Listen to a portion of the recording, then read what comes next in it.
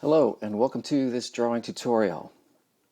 This is going to be a tutorial that's part of a series that I'm going to describe as general models for understanding the three, possibly four main three-dimensional structures that kind of make up anything and everything that you're trying to draw.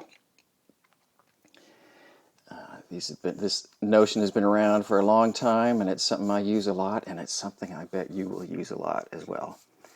So, the first one, I'm not sure if this is the first one you're going to see, but either way, this is the box.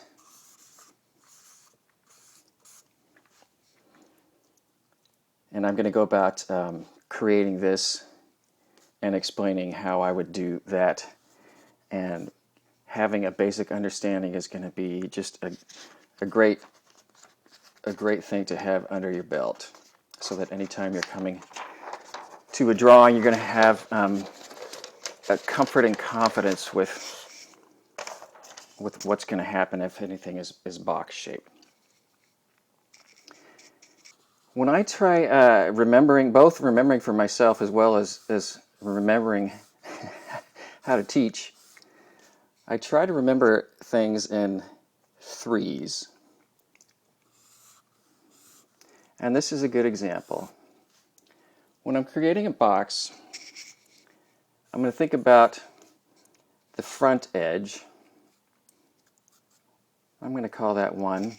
I'm going to think about the edge that's going to go away and to the right. I'm also going to think about this edge that goes away and to the left. Now, to be clear, this is how a box will appear in one orientation between the object and the viewer. And there's several, but having this, like I say, having this down is going to be a big help. So I'm kind of starting off with these three edges, and I'm having a great time writing the number 3. After I do that, I'm going to measure and determine the specifics.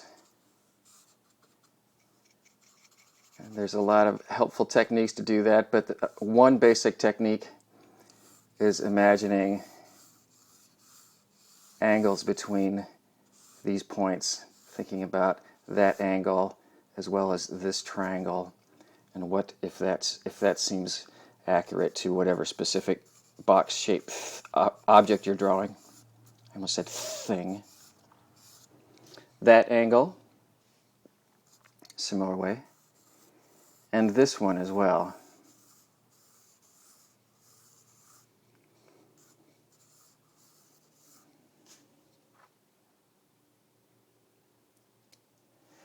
Once I have those, I really sort of think about, I'm going to identify this main point here as the place I'm going to sort of keep coming back to and starting from there.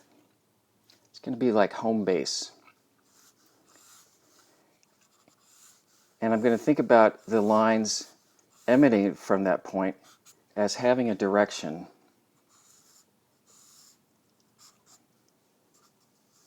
And put some actual arrows to help indicate that. Now when I go about constructing the rest of my box shape, I'm going to first think about making some lines that go with this first edge. And those are going to be the verticals. What I'm going to do is I'm going to go to the ends of the other two lines and create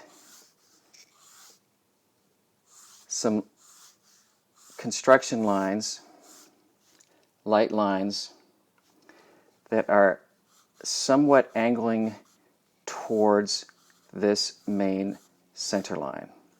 So I have this one, this is my main 1. So I'm going to make a line here that's going to be angling slightly towards that. This is going to be my second one. And not only is this angling slightly towards this middle one, but because it's farther away visually than this one, I'm going to angle it even a little bit more than this one.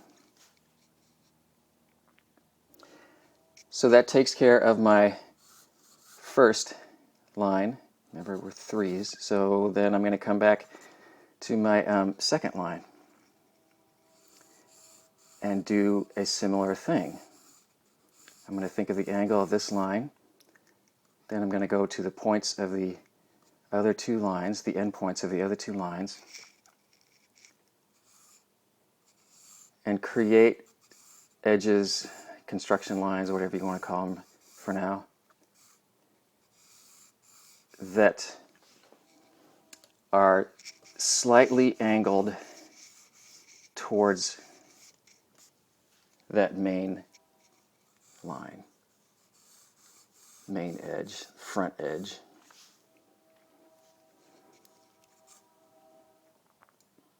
So I did this. I'll come back here and go, okay, let me get that in my brain, and then,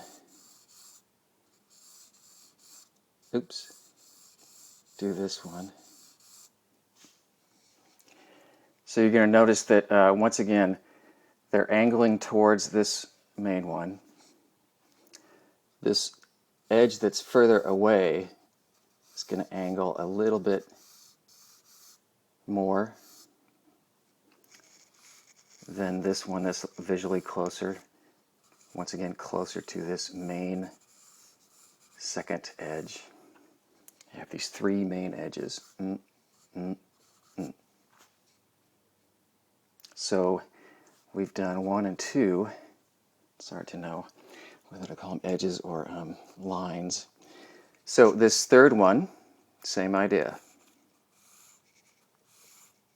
Is a strange angle for me, I must confess. So that's my main direction I'm going, out that way. I'm going to make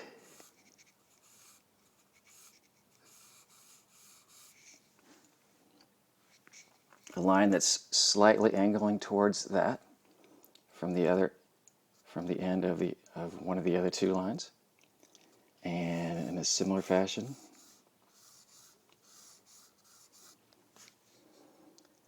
I'm going to make a line from this other end. That is, I'm kind of mixing up my, which is angled more.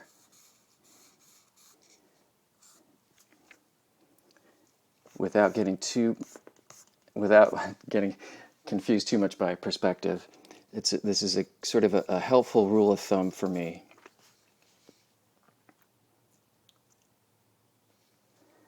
So there you have the basic construction. I've started with my home base here, edge, line going up and down, one going back to the right, one back to the left. And I want to, after I've measured these and I'm confident with their angles and distances, then I'm going to go about creating the rest of the box and the rest of the edges relative to these guys. I want to make sure that I'm relating the other lines of each of these groups of three to each other, instead of sort of getting lost in what else is going on. There's so many things to be thinking about.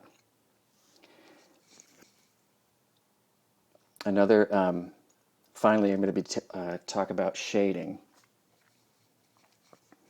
I want to have three main values. One of the sides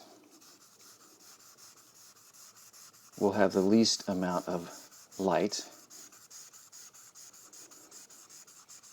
Once again, this is just a general model of what I expect anytime I'm coming across some sort of box shape. It won't always be this side that is the darkest. I hope that is somewhat obvious, depending on where the light source is. But I want to make sure that I have one side that's clearly the darkest. I want to have one side that's clearly the lightest. For now, I'm going to call that my top plane. Top surface, top face. These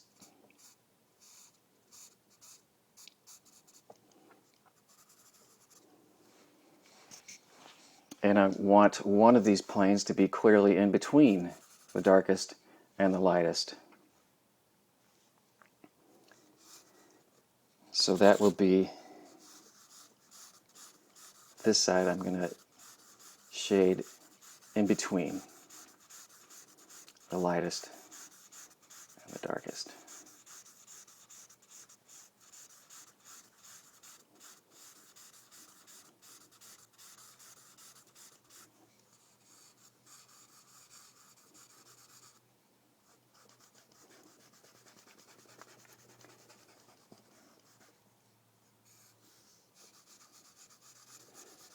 So any specific box shape thing, item, object, whether it's a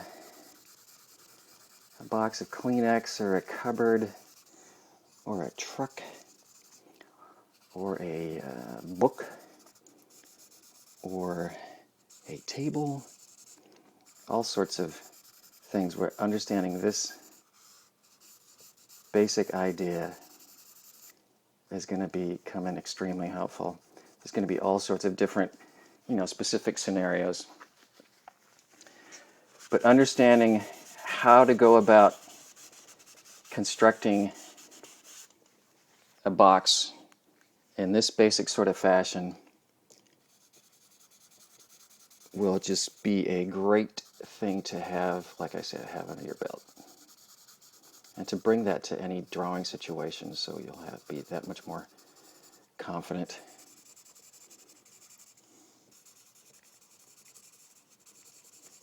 When I talk more about perspective and shading, there'll be more specifics. But like I said, try to get this idea down to where you can do it kind of without thinking about it. That's how this is what has helped me the most. I also encourage you to think about, if you're doing this sort of technique, this approach, to think about whether this actually makes sense to you and works for you. If it doesn't, by all means, make up another one. But do have some sort of general idea of how you're always going to go about constructing something that's box shaped.